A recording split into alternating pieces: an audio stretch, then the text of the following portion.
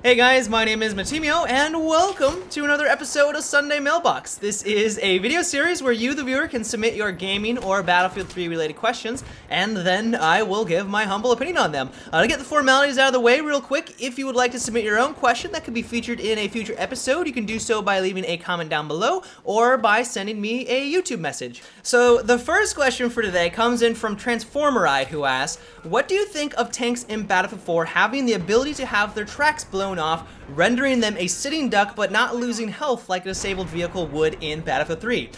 So personally, I love this idea, and if they did add it into the upcoming game, it would add so many more different possibilities for how you could approach tank combat that currently isn't in Battlefield 3. A really good example of this is that if you're running around as an engineer, you come across an enemy vehicle, you're all by your lonesome, instead of trying to take him out by yourself, you could just take out his tracks and then either wait for him to try to run out and repair it so that he can move or at least not be at a snail's pace, and then you can take him out with your primary, or you can just run away or try to get into a better vantage point so that you can take more rocket shots at them. Another good example of this is that if you are in a tank and you come across another tank, instead of just trying to normally shoot at him, try to take out his hull, you could try and take out his tracks, rendering him pretty much just a sitting duck, and so that you have a huge advantage over him.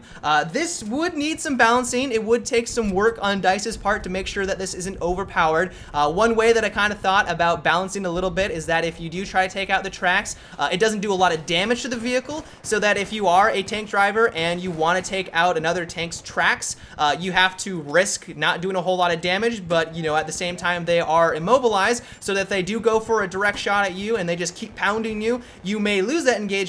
But like I said, if they did add it and they did implement it correctly, so many cool options would just develop, and I really think it would make for a better tank combat and for a better game. So the next question for today comes in from Wespoke, who asks, what do you think about a system where you could decide to respawn quicker by skipping the time for a revive? For example, if you are killed and you are nowhere near a teammate, you could skip the time for someone to revive you and just go to the spawn screen with a normal countdown. I don't really mind the wait personally, but a lot of my friends find the spawn time frustrating. A feature like this could keep the game fast-paced and bring in more new players as well as keep existing players from leaving. Your thoughts?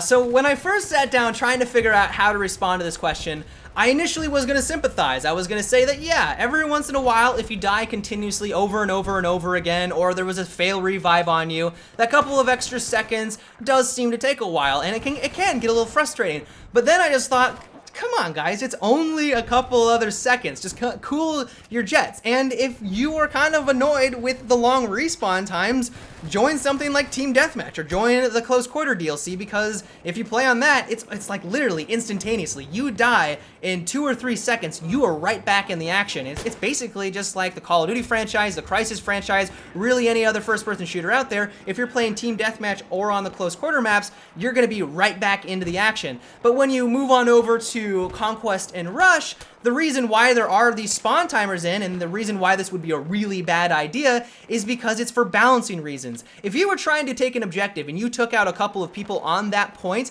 and they were able to respawn in only like 2 or 3 seconds and they're right back into the action, because they can spawn directly on capture points, it would make it infinitely harder for you to capture bases that have any sort of defense. And it's for that very reason why DICE has that extended period. They don't want people jumping right back onto objectives. They want to reward people for playing the objective, of course, but if you get onto point and you take out a couple of people, it would be very frustrating if all of a sudden they just all spawned all around you, swarmed you, and took you out. That wouldn't be a very enjoyable experience. And so while I do sympathize, just tell your friends, or if you're going to run with your friends, go play some Team Deathmatch. Go play on the Close Quarter maps, because that's going to get you right back in the action, and honestly, that resembles a lot more like the other first-person shooters like Call of Duty, Crysis, and all that kind of stuff. But if you want to play what Battlefield is all about, Conquest and Rush, you just kind of have to roll with the punches and realize that the spawns are there for a reason, and if they wasn't there,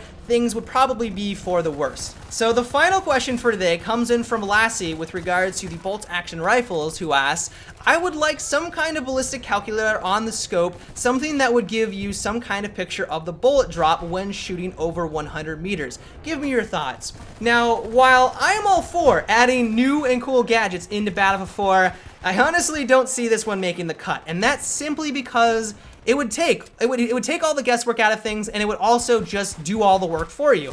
If you see a target off in the distance, you're using a bolt-action rifle, you're using the special scope, all you would have to do is aim above the target's head, see where the indicator lies, and as long as that indicator is showing you a headshot, pull the trigger, you're gonna get the headshot. And I realize that right now, that's pretty much what snipers do. They've been using these weapons since day one, they're one with their gun, they're gonna get a headshot already, but if you added this, it would trivialize the recon class, and then anyone could be amazing with the bolt-action rifles because it would show you how the bullet is going to travel through the air. And that's kind of one of the things about this class. And while I think that there are some ways to buff it, and I understand that you are probably wanting the recon class to be have a larger presence in Battlefield 4 because as of right now it's one of the weaker classes in today's game, I don't think that this is the way to handle it, and in the end it would trivialize everything and it would probably just lessen the satisfaction of using the bolt-action rifles. But yeah, guys, those are all the questions that I'm going to be answering for today's Sunday mailbox. I hope you enjoyed.